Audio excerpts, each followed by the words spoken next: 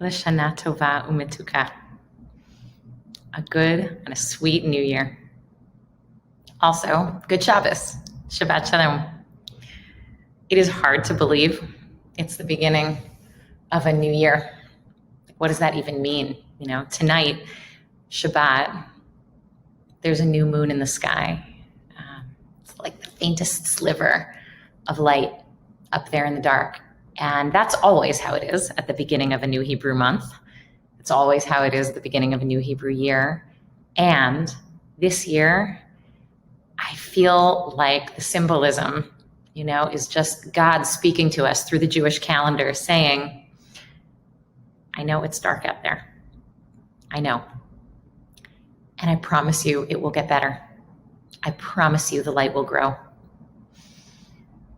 I know the feeling of interminable darkness is one that many of us have felt over the past few months. Last March, people with April and May and June B'nai mitzvahs and weddings scrambled to reschedule them. And many of you rescheduled them for this fall, for right now, because we had no idea what to expect. And we thought we could place a kind of naive and totally unfounded hope in the passage of a few months, that would be a reasonable amount of time for things to get back to normal. But nothing is normal. And the truth is, things haven't been normal for a lot of people for a long time. And that has nothing to do with the pandemic. The pandemic exposed a lot of what already wasn't working. And so many of us now feel called in this new reality to do more for the world, for our democracy, for Chicago, for our neighbors. Maimonides tells us that the sound of the shofar is designed to say to us, wake up, wake up, wake up, you sleepers. Literally, it says that in the text. Wake up, you sleepers, examine your lives, return to your purpose, wake up. Rosh Hashanah and Yom Kippur every year are always meant to be a kind of wake-up call to the soul. And waking up this year feels all too real. Like, okay, God, I'm awake. How much more awake can I actually be? And honestly, now that I'm awake, what should I do? Which brings us to this moment, to this moment, Erev Rosh Hashanah. In the face of the enormity of the work that there is to be done, you may feel it to be woefully inadequate, a luxury, a privilege to gather, albeit in front of computer screens, to pray, to sing, to take these days out of the grind and the flow of the week for reflection and renewal and reconnection. But I want to tell you something. This is not the first time that Jews have celebrated the new year in turmoil. It makes the official greeting of the high holidays, L'shana tova u'metzuka, may you have a good and a sweet new year. It makes them feel less like a perfunctory salutation and more like a prayer. And the truth is, we need each other now more than we ever have. We need each other's faces and voices and support and love. And I've been seeing it fill Zoom rooms since March, for morning minions, for Shiva, for baby namings and weddings and meditation classes. We need to know that we have people to march and to protest with. And it has been inspiring to see so many Mishkanites banding together to put on masks and go out into the streets and affirm that Black lives matter. We have to know that there are people who we are praying for and who are praying for us, because our lives haven't stopped since the pandemic. We're still dating and falling in love and having babies and losing family members and parenting and dealing with aging parents and dealing with our own health concerns. We need each other. We need to take care of each other. We need to be cared for by one another. We need people in the safety of community to help us grow and become better versions of ourselves, to tell us kindly when we've said something wrong and to shepherd us with love through those moments that can be sometimes uncomfortable where we're learning. This is not the first time Jews and Jewish communities have entered a new year in the midst of darkness, and it won't be the last. So, like a pilot who doesn't know which way is up, or like a scuba diver who doesn't know which way is down, in this moment of profound spiritual disorientation, we rely on our time-tested instruments to lead us, on the traditions, the words, the prayers, the stories, the inspiration, the community that has carried our people thus far. John Lewis, the legendary civil rights leader and congressman who just died 2 months ago, in the essay published in the New York Times on the day of his funeral, he wrote, "You must study and learn the lessons of history, because humanity has been involved in this soul-wrenching existential struggle for a very long time. People on every continent have stood in your shoes and through decades and centuries before you. The truth does not change, and that is why the answers worked out so long ago can help you find the solutions to the challenges of our time. This is not the first time that we have entered a new year in the midst of darkness, and it won't be the last. And yet, we were built for this. You, too, were built for this. My prayer for you in this year to come is that you get in touch with your sense of sacred purpose as an individual, and that we as a community reconnect with our highest aspirations for what we together can do, and that we carry out of this moment the inspiration to fuel us in the evolution and yes, maybe the revolution that we are all praying for, ushering in a time of greater justice and greater light and greater peace and greater joy for all of us and for all people. Shana Tova Umetuka, a good and a sweet and a healthy new year. Let's light these Shabbat candles.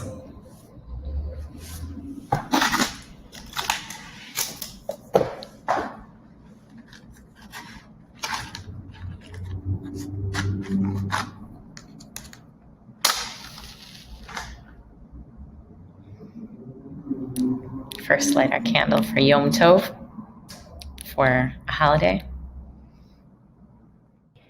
This is a special blessing that we get to say only tonight because it's both Rosh Hashanah and Shabbat.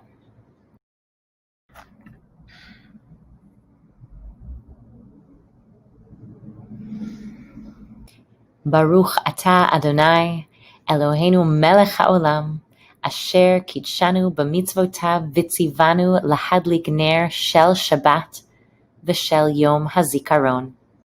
Baruch atah Adonai Eloheinu melech haolam, שהחיינו וקיימנו והגיענו לזמן הזה.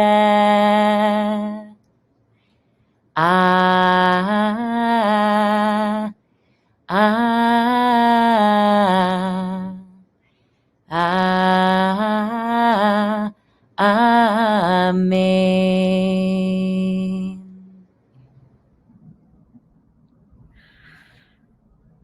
We rise for the Baruch Hu. Hi, join us.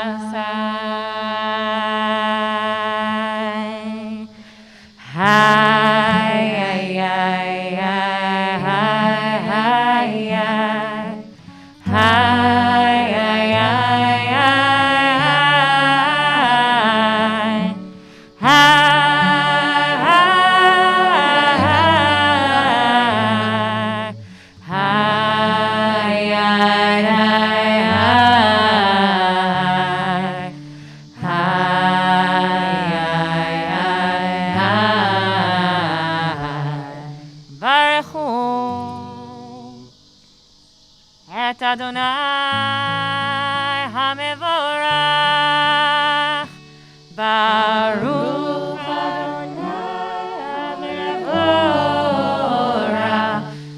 לעולם ועד.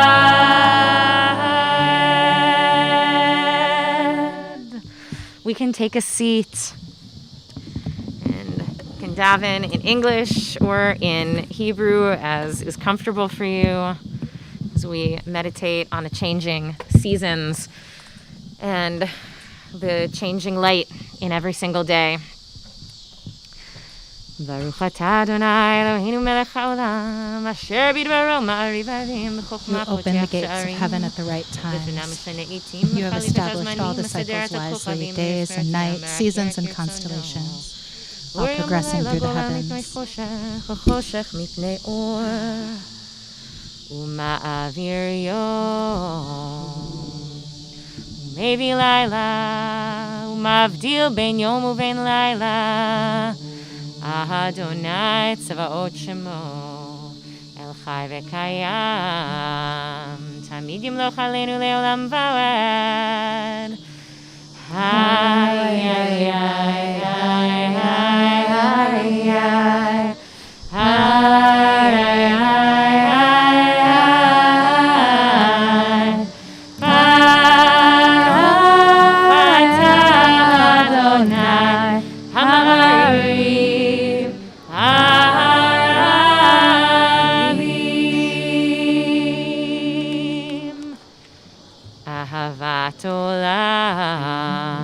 ישראל, עמך אהבת.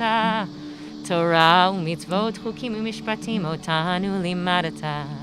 על כן אדוני אלוהינו בשוכבנו ובקומנו נשיח בחוקיך, ונשמח בדברי תורתך ובמצוותיך לעולם ועד. כי הם חיינו, לאורך ימינו, ובהם נגי יומם ולילה. ואהבתך, תסיר ממנו לעולמים. היי, היי, היי, היי, היי, היי, היי,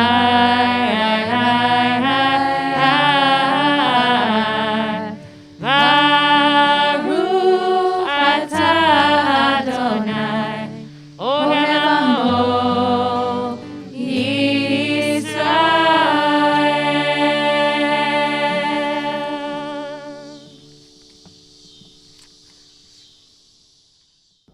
One of the biggest things that people have told me they miss about Mishkan is singing in a room with other people.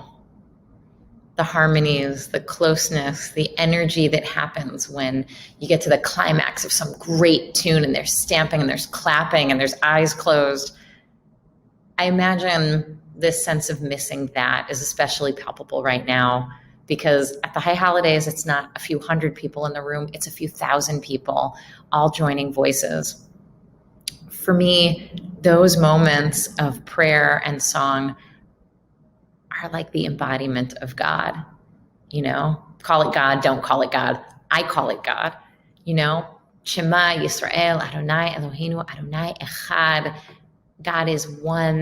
It is oneness.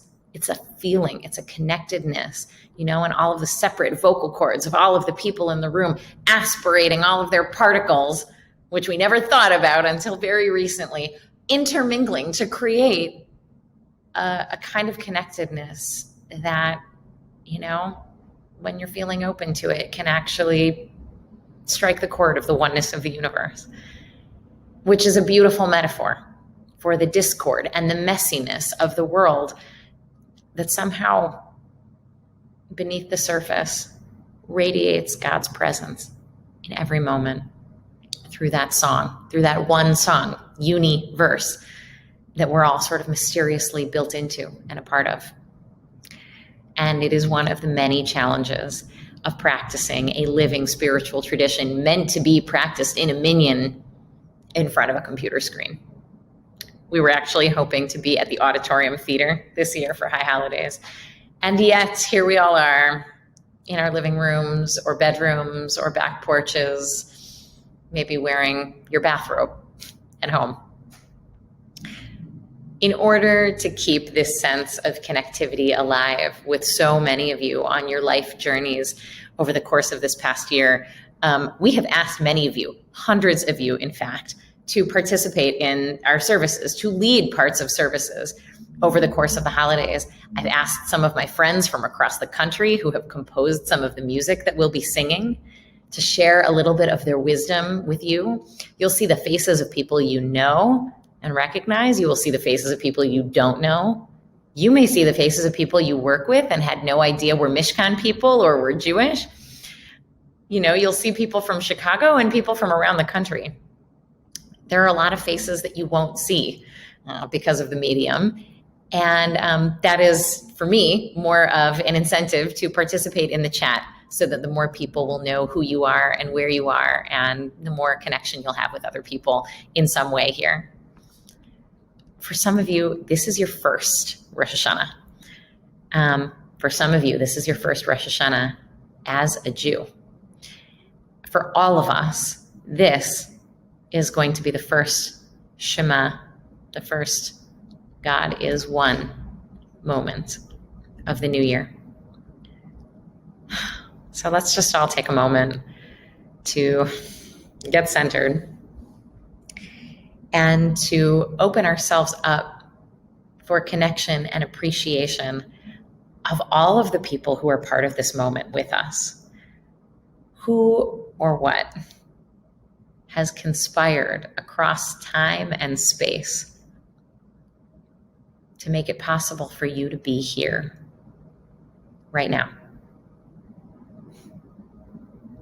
Who or what across time and space has made it possible for you to be here right now with us celebrating the Jewish New Year?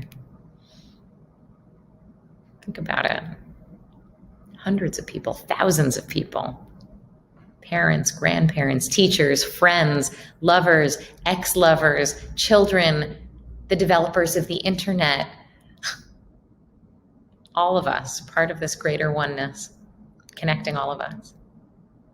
We're going to take one breath for each word of the Shema.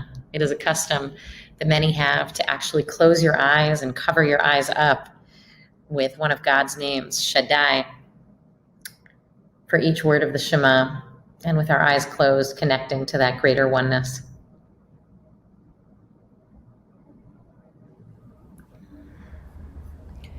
Shema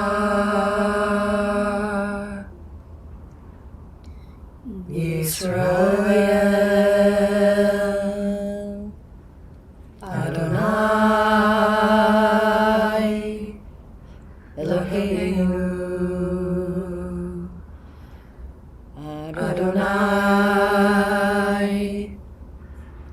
Echad Baruch Shem Kevod Malchuto Leolam Vayed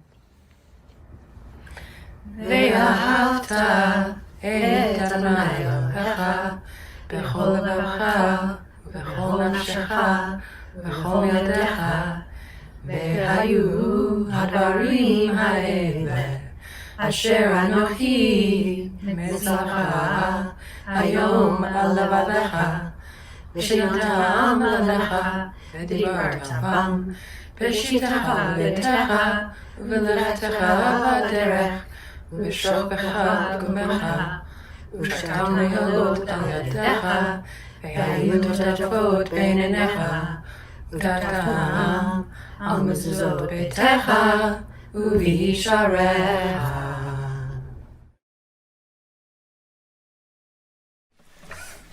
Shana Tova Mishkan. I'm Rabbi Shir Yaakov Fait. Thank you for inviting me to be a part of your high holiday services. And I'm so touched you sing this song, the Rishikesh Milchamocha, this melody that I learned from Rabbi Zach Fredman, which he brought back from Rishikesh, India, in northern India, known as the kind of capital of yoga. He said he heard this melody on the street, and when he brought it to me, I thought it was such a perfect, simple, sweet melody to turn into a call and response. And when we set it to this part of the prayer which asks for redemption, it's really saying that we all need help. Each and every one of us needs to be supported by community, by the forces of the divine, by each other, by our needs. And so this is such a sweet way to just sing these 5 notes. This is a major pentatonic scale. It's just so simple that we can try to get to the heart of what it is that we're praying for, of what we need. And then we sing that out, and we also receive a response.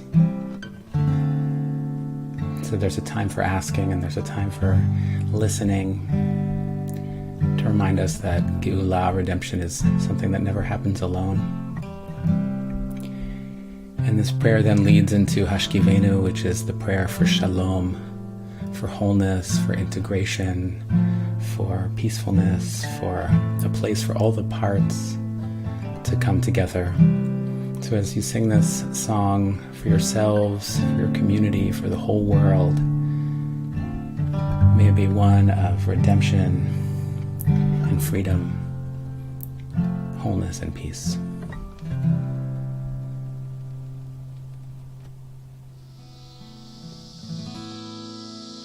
Ha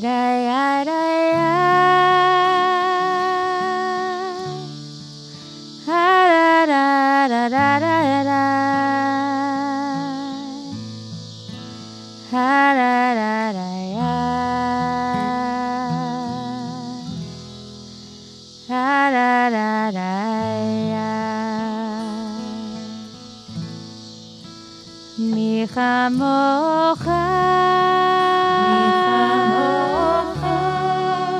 באלים אדוני מי כמוך נדר בקודש נורא תהילות עושה פלא נורא תהילות עושה פלא מלכותך ראו בניך בוקי הים לפני משה ומרים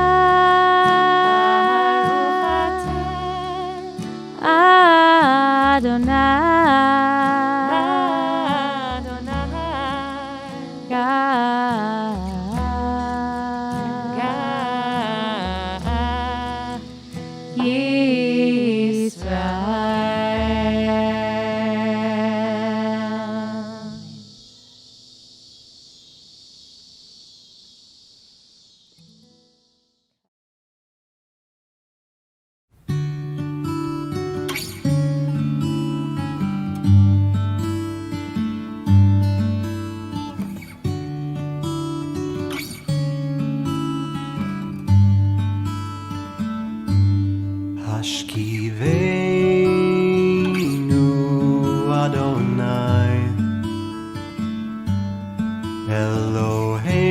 Eloheinu l'shalom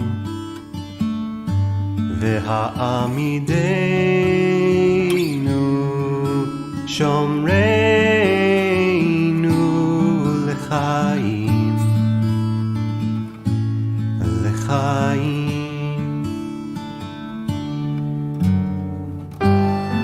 Ufros aleinu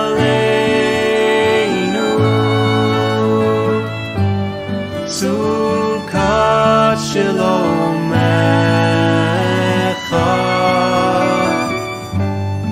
Ufros aleinu Sukkot Shilomecha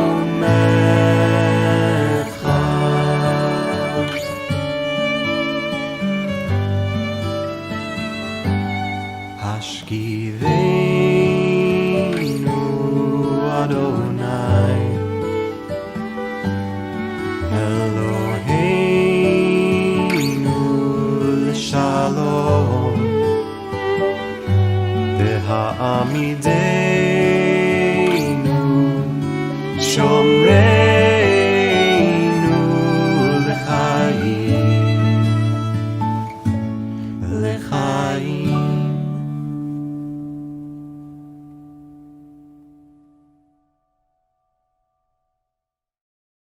almost 5 years ago, in my first year of rabbinical school, we were given an assignment for a class. We were supposed to have a conversation with God, record the conversation, and analyze it, a verbatim with God.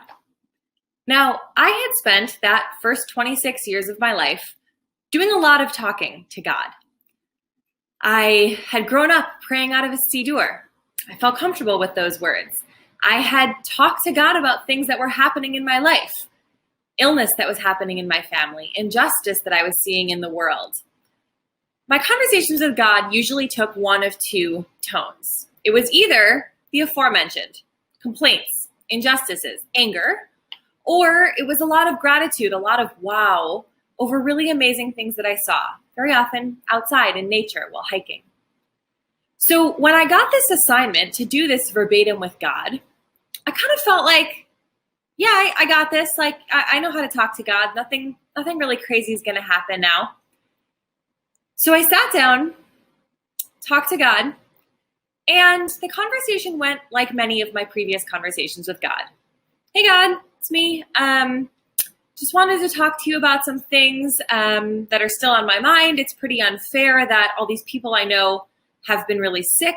And speaking of unfair, you still really haven't addressed a lot of these injustices and inequities that I saw in the developing world that, you know, it seems like disease is really rampant. People don't have access to healthcare or clean water. A lot of children are dying and people are really living in really challenging conditions. And, you know, God, I think it's your job to do something about that. And, you know, why haven't you done something about that until now? God, you're really failing. You need to do something. The conversation started to spiral as I continued to get angry. And then there came a moment where I paused and I heard something back. I wasn't even really trying to listen. I just was really taking my next breath, and God had a response for me. I was totally floored. 26 years of talking to God, and it had never occurred to me that God might actually have something to say back to me. Wasn't much. It was just, yeah, that stuff does suck. Do you want to actually have a conversation about it, or you want to just yell at me? And I realized in all that time that I thought I had been praying, all that time that I had spent with a siddur, with my eyes closed, pouring out the words that were on my heart, I'd actually never listened for what God had to say to me. I'd never been in conversation with God. So I want to invite you, as we move into the Amidah, to try out saying a little bit less and listening a little bit more, to misquote Hamilton. What would it be like if instead of just transmitting your thoughts and hopes and dreams and failures to God, which we're going to do a lot of over the next few days, what would it be like if you just tried some active listening? You might not hear anything back in the ways that you expected, but you might find that something really transformative happens in that space if you allow it to exist. So maybe you take this time to use the words in your machzor and let them wash through you. Let that be the thing that clicks your brain off, that takes you out of transmission mode. Maybe you do sort of a standing up shavasana pose. The word Amidah literally means to stand.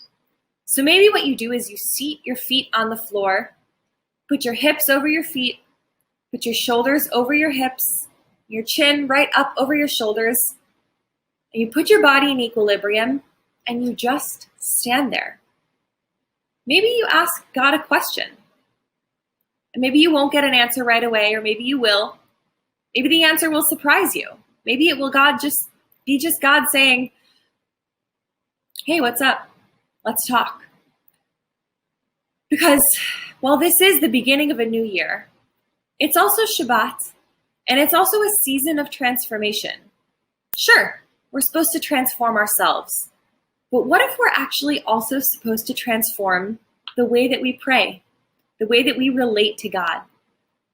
So take a little time to try to do a little less. See what happens. V'shamru ישראל את השבת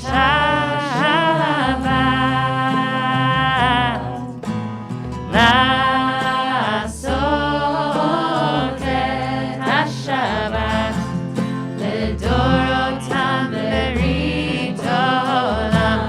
איי איי איי ביני ובין בני ישראל אותי לעולם.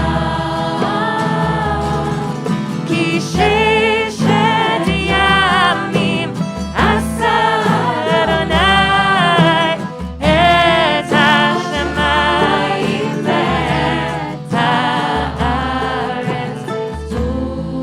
וביום השביעי שבת וינפש. תיקו בחודש שופר, תיקו בחודש שופר, בכסל ליום חגנו, כי חוק לישראל הוא משפט לאלוהי יעקב. איי ליי ליי ליי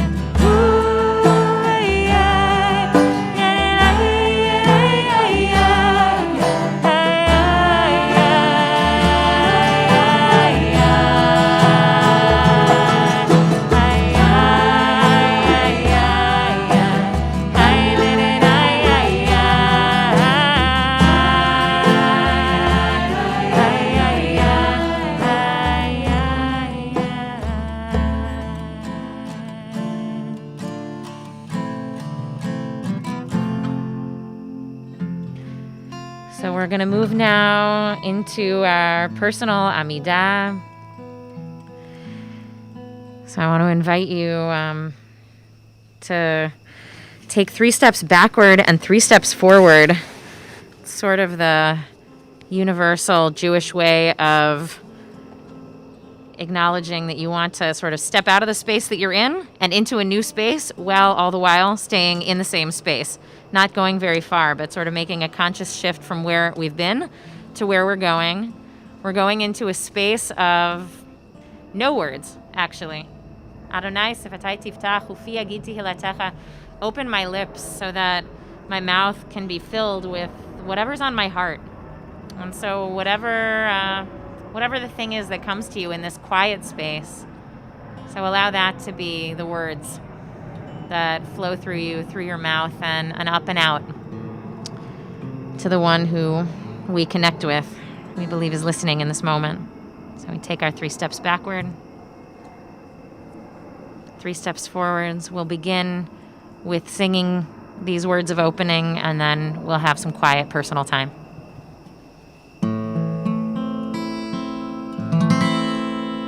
Na na na na na na na Adonai. Na na na na na na Svatai tiftach. Na na na na na ufi agid. Ufi agid tehilatecha.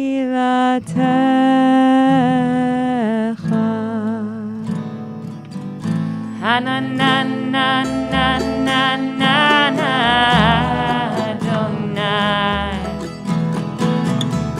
Na na na na na na na Svatai tiftach.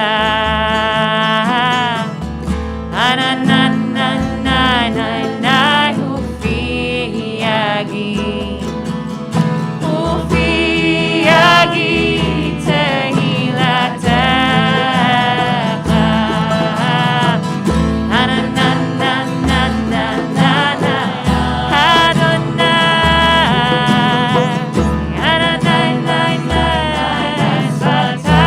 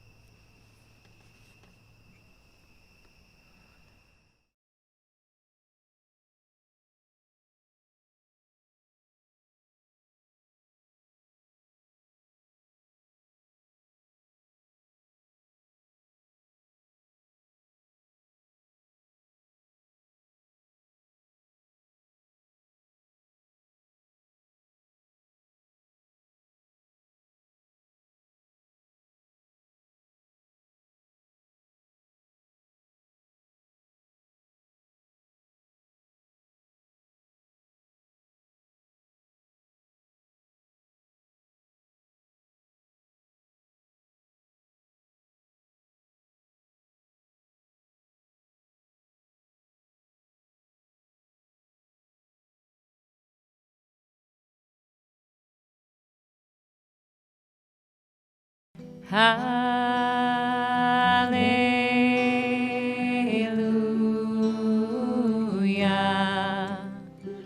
Hallelujah.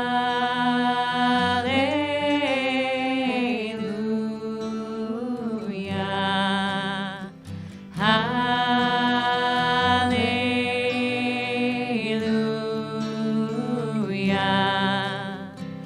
Hallelujah.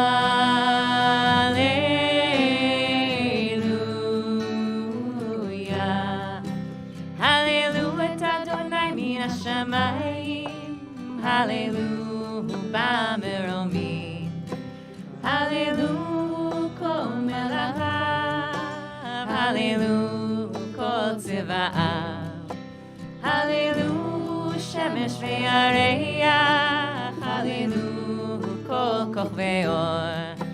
Hallelujah shemeach shamayim mehamayim. Asher me'al hashamayim. Hallelujah Shem Adonai. Kihu tziva v'nira'u. Vayamidem le'ad le'olam. Od natan ve'lo yavor. Hallelujah Shem Adonai. Kihu tziva v'nira'u. Vayamidem le'ad le'olam. Od natan ve'lo yavor.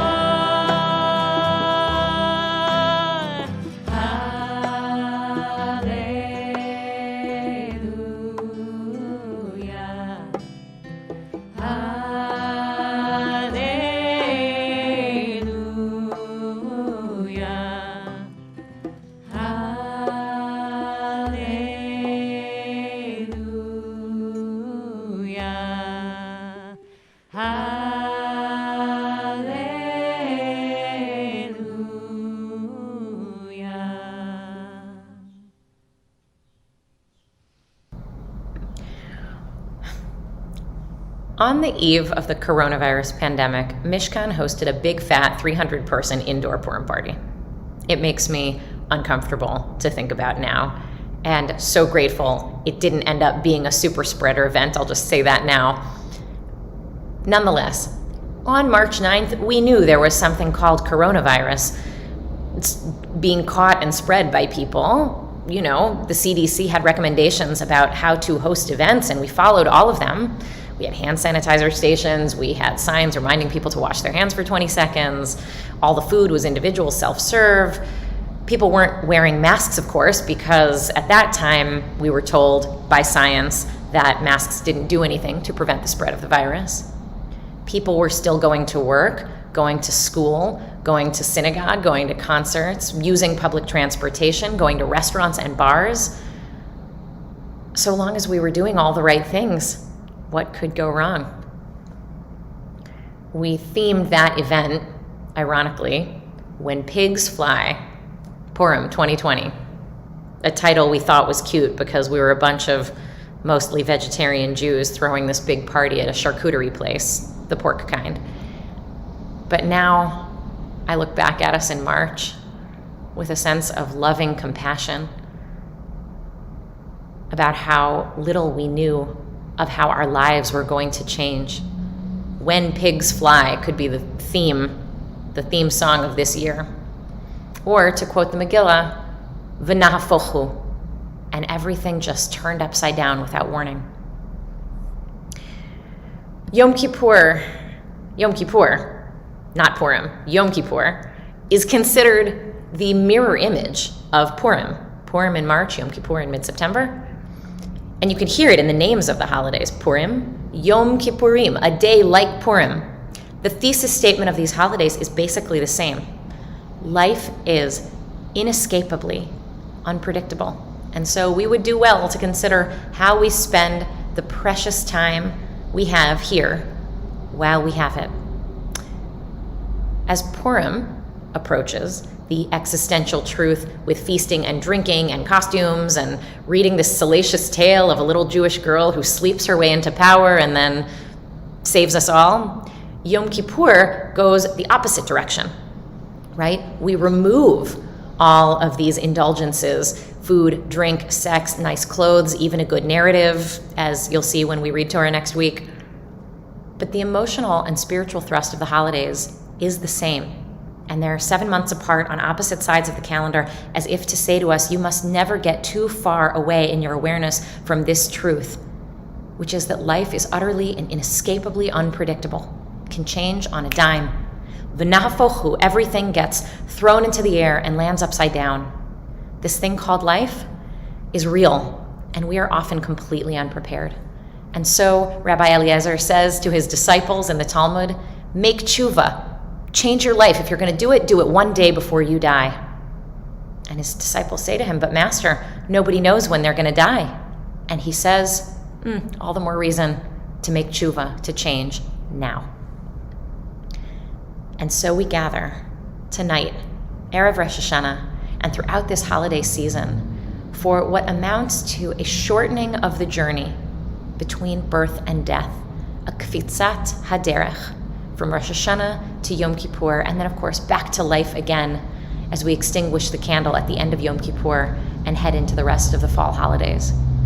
And we examine how we are spending our precious time and money and love and attention, knowing that everything could change without warning. On Rosh Hashanah, we say, Hayom Harat Olam. Today, the world is being conceived, is being born, which I know feels a little out of sync with how it feels to be quarantining right now. But nonetheless, this is the holiday of infinite possibility. And Yom Kippur is the holiday of remembering that we will not be here forever. To put it bluntly, we will die. And Yom Kippur, we abstain from all of these lovely things that remind us how good it feels to be alive. Food, sex, drink, business, right? Gossip, perfumes and lotions, things that make us feel beautiful and presentable. And we clear it aside for a day and live in the space of profound emptiness. And in that empty space, we can focus more clearly and more completely on life's big questions. Who are we if we are not the sum total of all of those, yes, pleasurable, but ultimately fleeting distractions? Ma'anu, machayenu. What is our life really about? These are the questions not just of the high holiday season, but a person lying on their deathbed confronts these questions. And these are the questions that so many of us have been asking during this pandemic as our lives have become more circumscribed and so many of the things that we have looked forward to have been taken off the table, off the calendar, sometimes temporarily and possibly indefinitely. And we feel like we're just stalled, treading water, not even knowing how to move forward. Many people are wondering, if I'm not my job, if I'm not my career aspirations, my degree, then who am I? And if I'm feeling depressed and anxious and lonely and isolated during these times, how can I meaningfully contribute to the world? And these questions aren't just, sort of emotional indulgences of the high holiday season. These questions are matters of life and death. You may know that the suicide rate in Cook County is up over what it was last year. In the Black community, we have already exceeded the number of suicides in August of this year over the entire year from 2019. These questions are matters of life and death. And so Jewish tradition insists that we get together at least once a year for this conversation to find renewed meaning and purpose in our lives, despite and even because the world is so precarious all around us.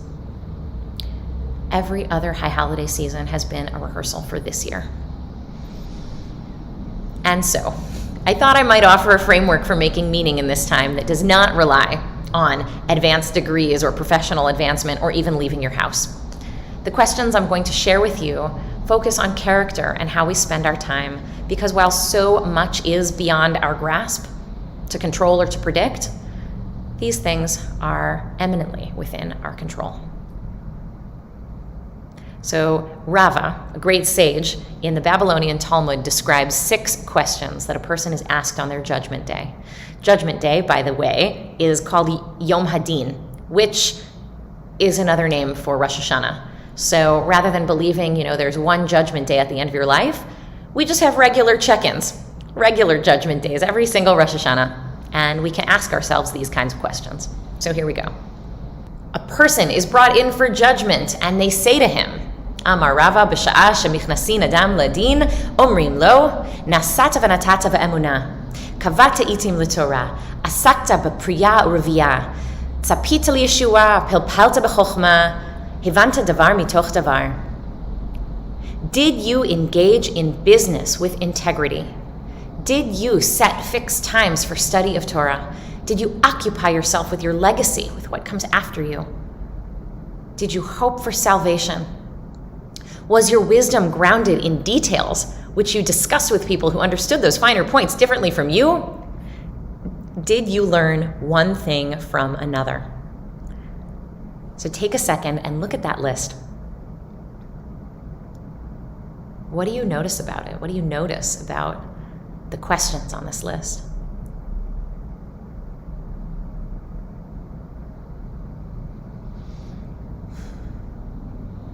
More importantly,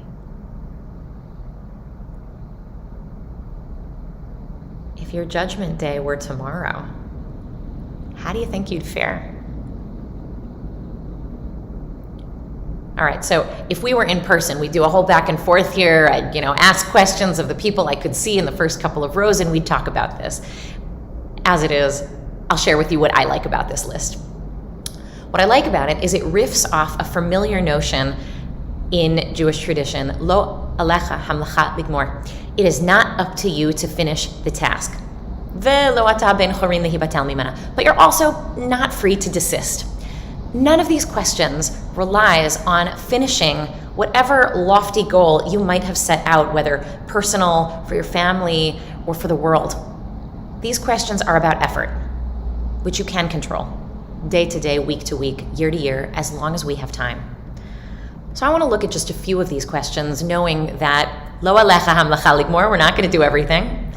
And so, maybe we'll do the ones we don't do this year, next year. Nasata v'natata be'emunah. Did you give and take with integrity? So Hebrew speakers will see that this question literally is about business, honesty in business. Masa umatan is Hebrew for business.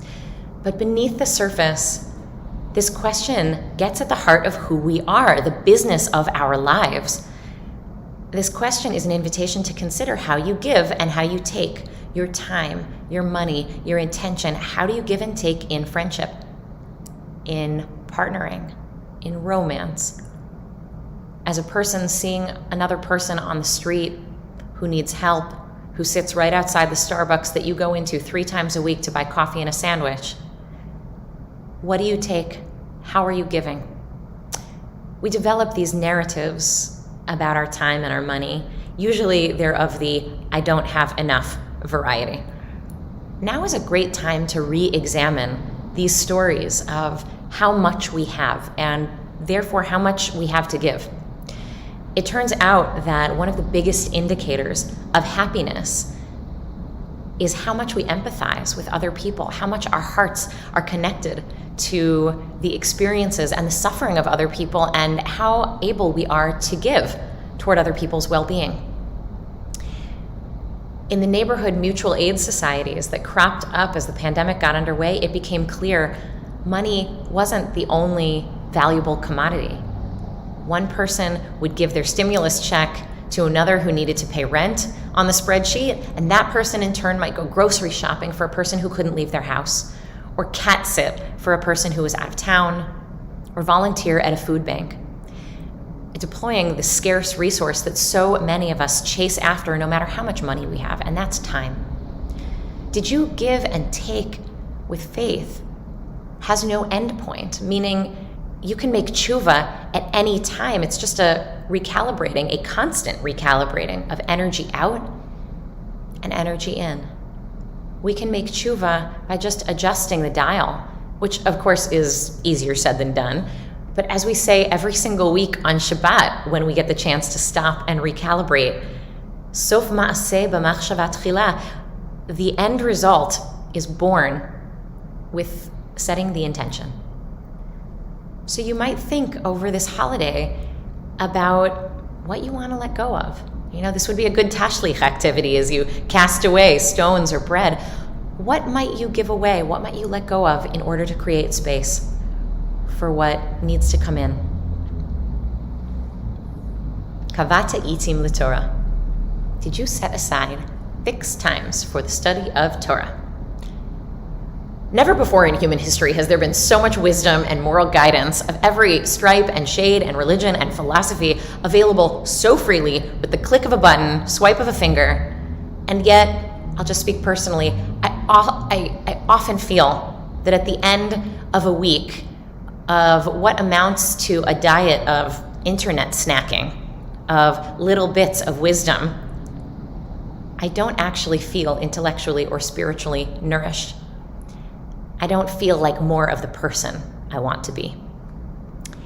Kavata itim l'Torah is an invitation to fix times in our week for the kind of learning that doesn't give us the dopamine hit of finishing a video or an article and checking it off the list or closing the tab. Rather, it's a practice of committing to an ongoing relationship with a meaningful subject whose benefit is cumulative over time, right? It's learning you could do and do and do and never be finished. This is why Jews are called people of the book. It's like a Torah scroll. We read it to the end, scroll it back, start from the beginning, because we believe there's just always more to learn. Kavata itim l'Torah, a fixed time, the way you affix a mezuzah on the side of your door, it's the same word, so that you see it when you come and go, because it reminds you of who you want to be in the world. So I want to ask, what is a subject area that matters deeply to who you are? Maybe you spent time in college studying it, or maybe when you were younger you explored it and it's been a while. But you want to get back there. You want to get back to that place of having a regular practice, whether it's every day or every week, where you get to dig into this thing. Maybe it's with another person, maybe it's with a group. Even if it's a page a week, maybe it's a sentence a week. So I want to give a personal and specific and current example of what this can look like. Maybe a recommendation for this year. Many of us took to the streets in protest after George Floyd and Breonna Taylor were murdered by police this past May. Many of you expressed deeply felt sentiments that you want to be part of dismantling white supremacy now that its effects are so visible and so painful, which they have been as long as this country has existed, but now it seems that it is much more palpable and people are ready to get in the streets and do something. I should say, white people are ready to get in the streets and do something. And you came to me and you said, I want to do this, but I don't even know where to start. Right? Conversations about whether to reform or defund or abolish police departments felt a step beyond, or maybe a few steps beyond, the foundational questions of what it means to be white and Jewish, if that describes you. It describes me. It describes 85% of the American Jewish community. And we never talk about it. We never talk about it. We never study it. Kavata itim l'Torah, right? This seems like it should be something that we are conscious of. In my synagogue youth group, we talked about the overlapping and sometimes conflicting identities of being American and Jewish, right? Being American, we have this calendar. Being Jewish, we have this calendar.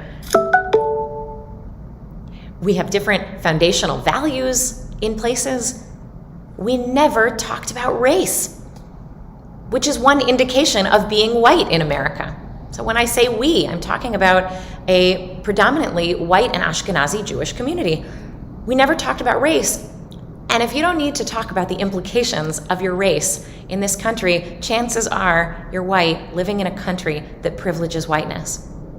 No one ever had to sit down with me and tell me how to hold my hands should a police car pull me over for speeding on Lakeshore Drive or running a stop sign, which happened a couple times in high school because I was a very creative driver.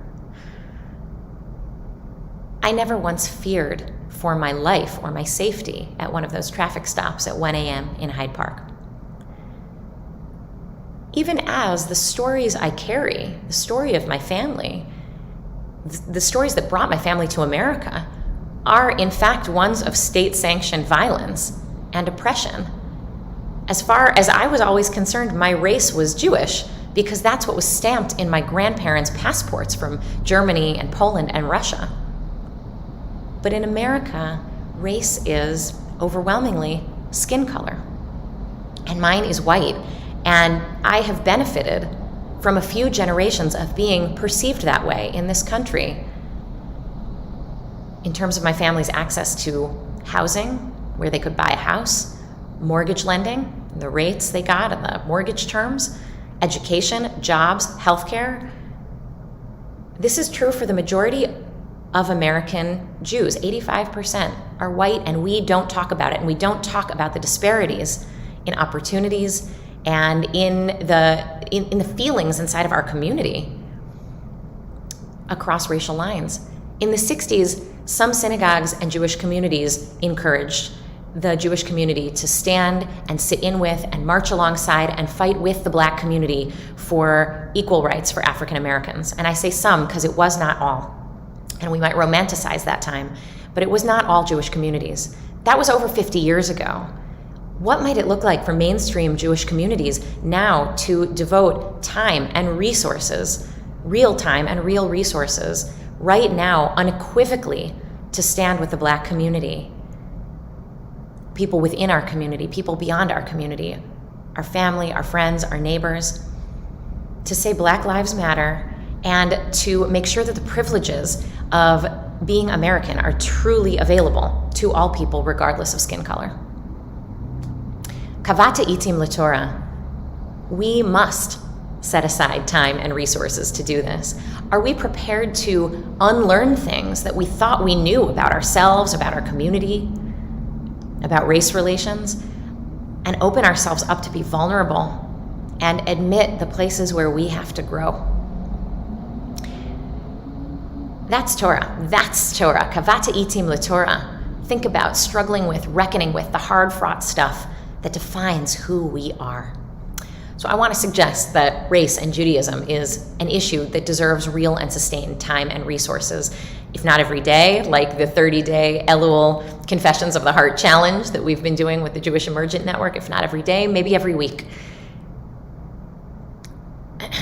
to learn more about these questions and the implications of race in the Jewish community and beyond right now.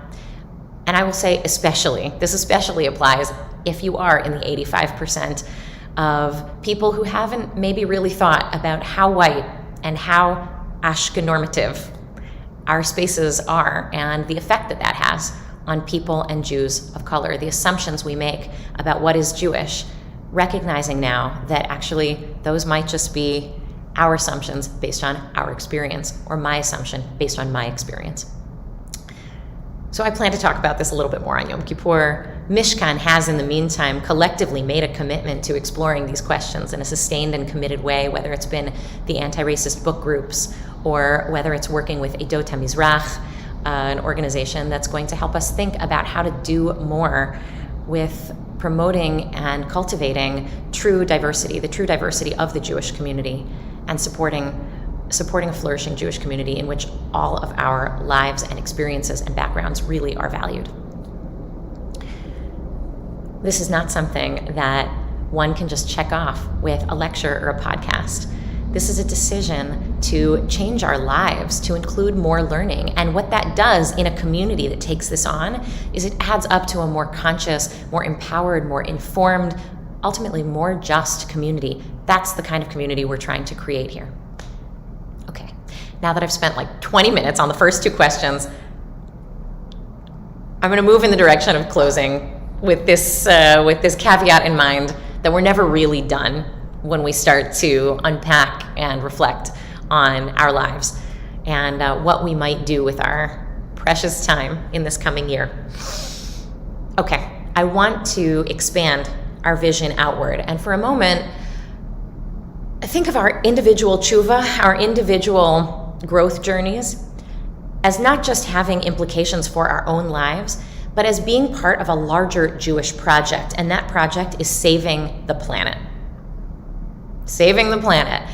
Yes, the religious word for this is salvation. Not a word that progressive Jews sit around the Shabbat table and bandy around, but tzapita liyeshua. It's one of the questions. Did you hope for salvation? Rabbi Yitz Greenberg, who is a modern Orthodox luminary, writes in his book, The Jewish Way, the central paradigm of Jewish religion is redemption. Life will triumph over its enemies: war, oppression, hunger, poverty, sickness, even death. And in a world of justice and peace, with all material needs taken care of, human beings will be free to establish a harmonious relationship with nature, with each other, and with God. This is not the first high holiday season that our people has entered while it felt like the world was on fire. And in other years, I have found it comforting to remind myself, what we're going through is rough, but our ancestors had it harder. I think anyone paying attention right now knows that this is a moment to take seriously, right? Whether we're talking about climate change, these are, just some of the issues that come to mind for me. The fact that in a decade, at my son's bar mitzvah, we will be at an inflection point for climate change that will determine the future of survival, human survival on planet Earth. And we're not moving in the right direction, right? Our imperiled democracy, systemic racism in America, rising anti-Semitism, an untenable situation in Israel with a Jewish government effectively ruling over two peoples unequally. This is a moment where I believe our ancestors are calling to us from the grave to wake up, wake up. We can't be complacent. We can't roll over and throw the blanket over our head. We should be uncomfortable. But in the words of one of my teachers, Ezra Furman, native Chicagoan indie rocker, despair is not a strategy. Tzapita liyeshua, did you hope for salvation? Did you hold this vision of the world, the one that Rabbi Greenberg describes, at the forefront of your mind? The Garden of Eden. Humanity, nature, and God coexisting harmoniously. Did you hold it in the forefront of your mind with the cognitive dissonance as you look with the very same eyes at the world as it is? Rabbi Greenberg calls this Jewish sense of the messianic perfected world that we have to hold constantly the dream. And by holding on to it year after year, making this the reason why we do whatever we do, we survive. We survive as we work decade by decade, century by century toward more equality and more justice, more human dignity, and more peace. And lest you think that these are just some lefty buzzwords from your progressive rabbi over here, these ideas are taken from the traditional Amidah that Jews have been saying 3 times a day for 2,000 years. Every day saying prayers to restore justice and wise judges, to bring us wisdom, to bring us healing, to bring an end to all corruption and power hoarding and evil rulership and lie telling on the part of our government. Prayers for freedom and dignity. And finally, the Amidah ends with a blessing for peace, as all the most important Jewish prayers do. Holding impossible dreams is what has kept our people alive for over 2,000 years, 3,000, 4,000, in Israel and in the diaspora. And I think this relentless sense of the impossible dream is where the Jewish flair for activism comes from. We have for so long been the ones victimized by the societies in which we have lived. V'nahafochu, and things have turned upside down. Since the end of World War II and the birth of the State of Israel, the Jewish people have never been stronger, had a more public voice or military power or political influence. What are we doing with that power and influence to bring about salvation? And I know this is a question. Maybe it's phrased as tikkun olam or social justice. This is a question that we concern ourselves with. What I like about this question, tzapita liyeshua, is that even in a moment where there is an uptick in anti-Semitism, which we should be concerned about and we should talk about, we don't isolate our salvation as being somehow distinct and separate from the salvation of all people. This is not a particularistic kind of salvation. Our salvation is bound up with the saving of all people, especially of all oppressed and marginalized people. Think of the 36 times in the Torah that we are reminded we were oppressed in the land of Egypt. We were strangers, and to love the stranger, right? We are also bound up with the fate of our planet. And so Rosh Hashanah, getting back to this moment, Rosh Hashanah as Judgment Day, as you'll see from the liturgy tomorrow, it's not just about us, our life, our people's life.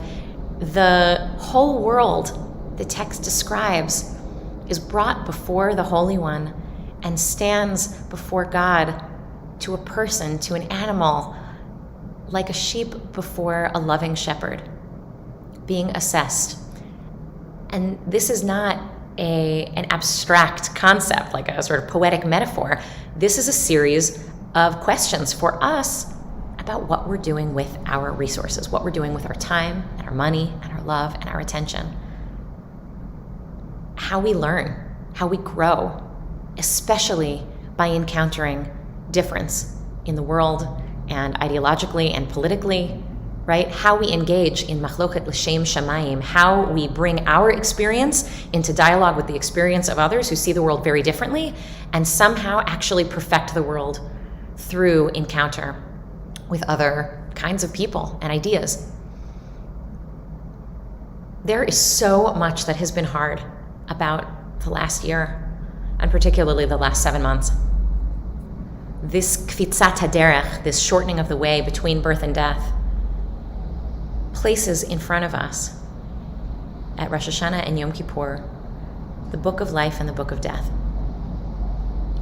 And the text says, we write our own fate with our own hand, our own keystrokes. So don't should all over yourself about the things you haven't done yet. That's not helpful. The book is open. We can start now. Right? To quote Anne Frank, how wonderful it is that nobody need wait a single moment before starting to improve the world. How wonderful it is that nobody need wait a single moment to begin to improve ourselves. So for us, for our children, for 7 generations children from now, for our people, for all people, for our planet, let's hold this dream as a sacred aspiration, knowing that it may not be fulfilled in our lifetime. But we, like those who came before us, will work at it day by day, week by week, year by year, decade by decade toward its fulfillment. We don't have any other choice. Despair is not a strategy. L'shana tova.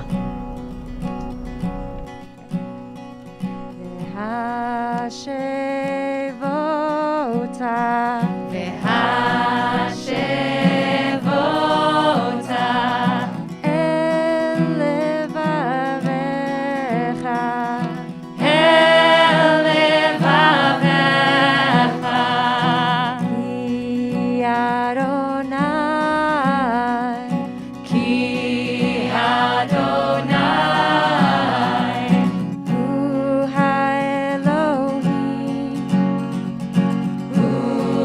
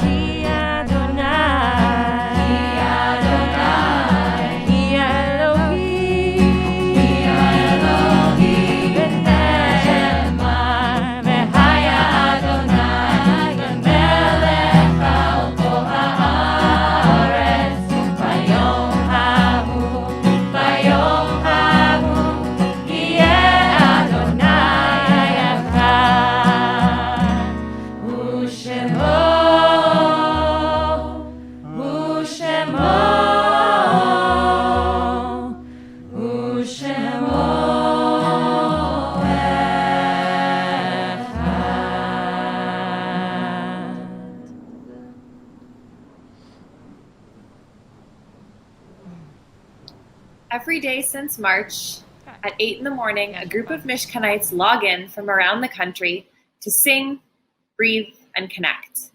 And at 8:29, 1 minute before the minyan ends, I invite anyone who's remembering a loved one or a person they've lost in their life to share that name in the chat box. And I invite everyone else to unmute themselves so that we can hear a chorus of amens.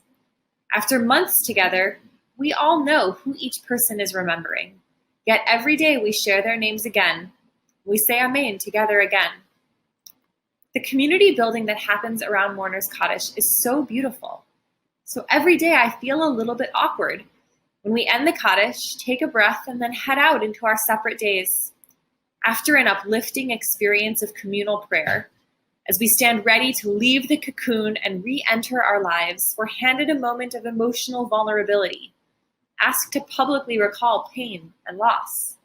The moment we most need our community is the moment we bring it to an end, at least tangibly. As we move into Mourners Kaddish this evening, my heart goes out to everyone who is on a grief journey. Every year we come to the high holidays and we have to confront those who weren't with us for a pre-holiday meal or FaceTime call. This year we might have even more mourners in our midst as we remember the hundreds of thousands of dead in the pandemic. 2020 has been a traumatic year of loss for so many. But perhaps this placement in the service, Mourners Kaddish at the very end, is actually what we need. A reminder that though we will go our separate ways, beneath all the chaos we experience are forces we can't see, a divinity that holds us with compassion, that safeguards justice, and a community who shares our pain and cares for us.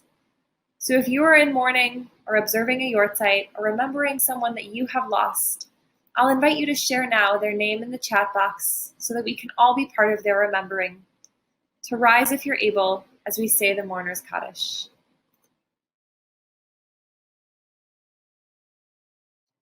Yitkadal v'yitkadash shemei Rabba. Amen. V'yalma divrei chirutei v'yamlich malchutei v'chayachon uvyomechon uv'chayei dechol Beit Yisrael v'agala uvizman kariv v'yimru. Amen. Amen. Yehi Shmei Rabba Mevarach Elam Lo Me'amaya. Yitbarach v'yishtabach v'yitpa'ar v'yitromam v'yitnaseh v'yithadar v'yitalev v'yithalal shmei Shachrichu. Le'ela Le'ela min kol birchata v'shirata tushbachata v'nechamata v'miran v'alma v'yimru. Amen.